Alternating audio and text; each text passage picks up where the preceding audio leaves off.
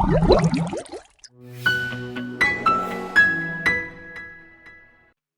everyone, welcome to 21st Century Edu, where we learn topics relevant to UPSC preparation. Today's topic is creative destruction, a concept that is based on economic cycles and market dynamics. I am Tejashvi Indu and I'm here to explore this topic with you. So without further ado, let's begin this learning journey. Now, let's consider the question that's surely burning in your minds. Why are we discussing about this particular concept? You see, the 2025 Nobel Prizes were announced in October. These are prestigious international awards given annually to those who have conferred the greatest benefit to humankind. These three gentlemen here are amongst the recent recipients.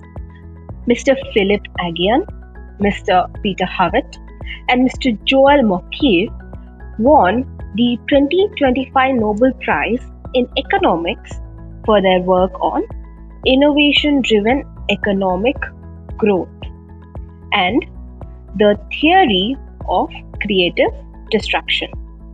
Fascinating, isn't it? That said, and with our curiosity sated, let us now consider the actual question we are watching this video for.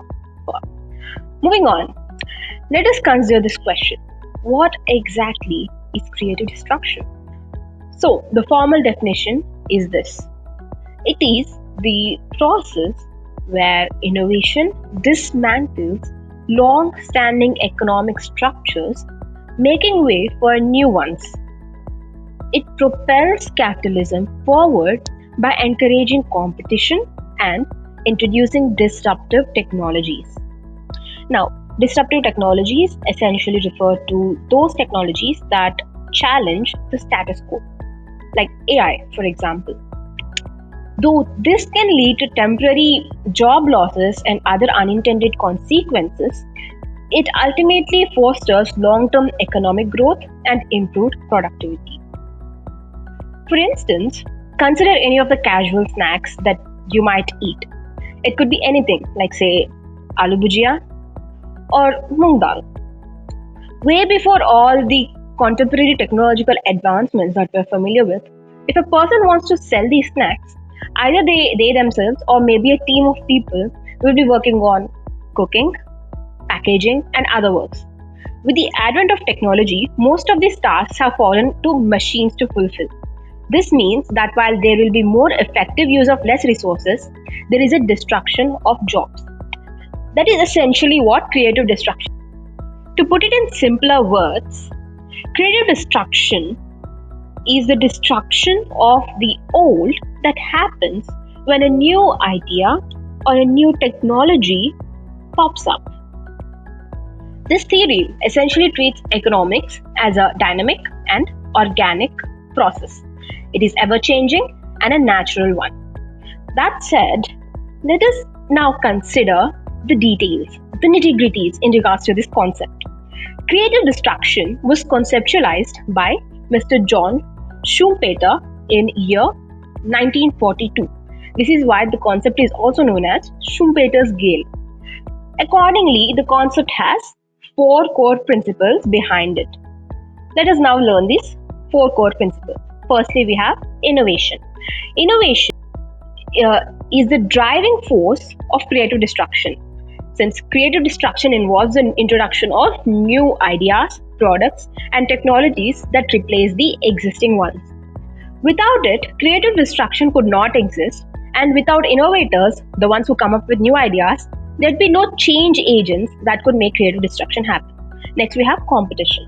The process of creative destruction involves intense competition between the old and new technologies or products.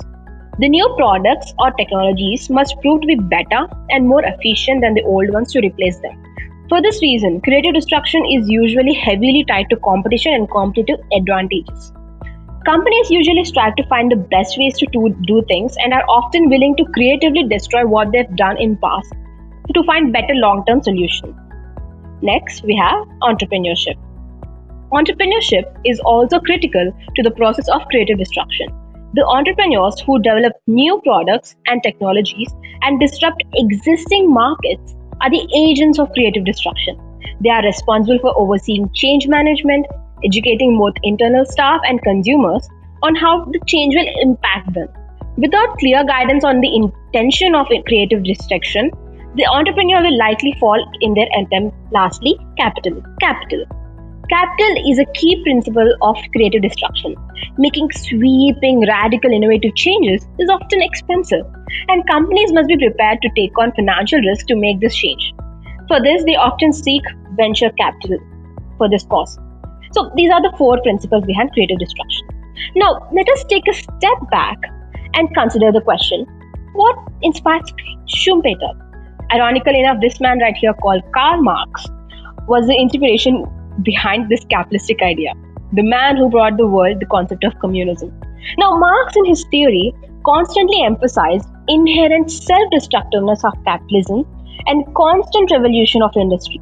As you can see on the screen, he remarked, the violent destruction of capital not by relations external to it, but rather as a condition of its self-preservation. Obviously, Marx did not consider this feature of capitalism as a good thing. He believed that it to unemployment, an economic crisis, and finally a collapse of the system. John Schumpeter took this concept and essentially developed it into a positive element that makes capitalist societies truly special. Interesting, huh?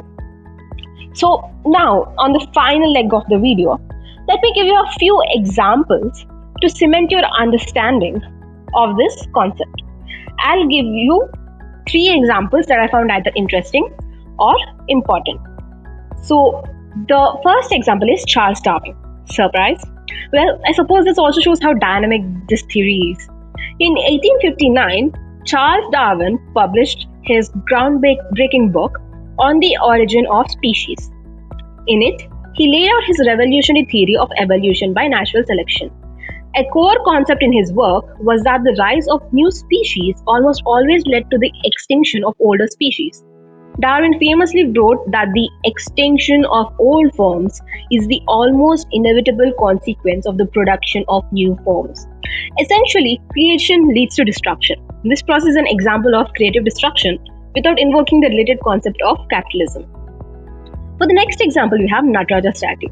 The image of Nataraja statue is a fascinating and familiar concept, representing a profound philosophical idea in Hinduism, the Shiva Tandav.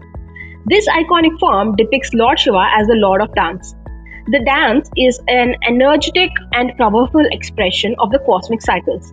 It is significant because it represents the rhythm of universe as an interplay of life and death, order and chaos.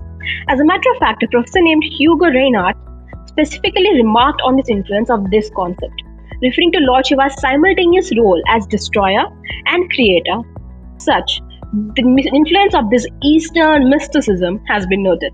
The Nataraja, therefore, is an example of creative destruction that is close to home. For the final example, I'll stick to classics and present you the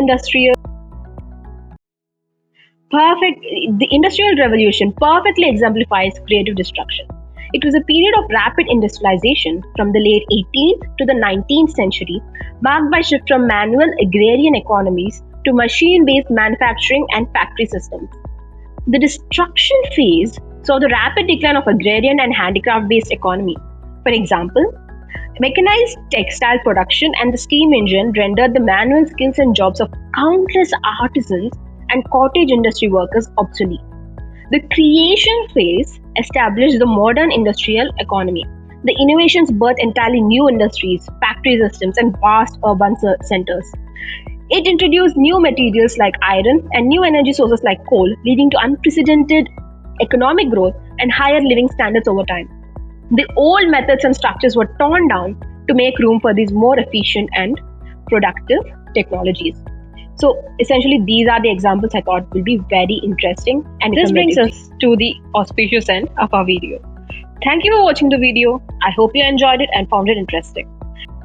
For more updates, please like, share and subscribe. Please do comment your opinions and questions. We are always interested in more discourse. With that, I'll be signing off. Bye.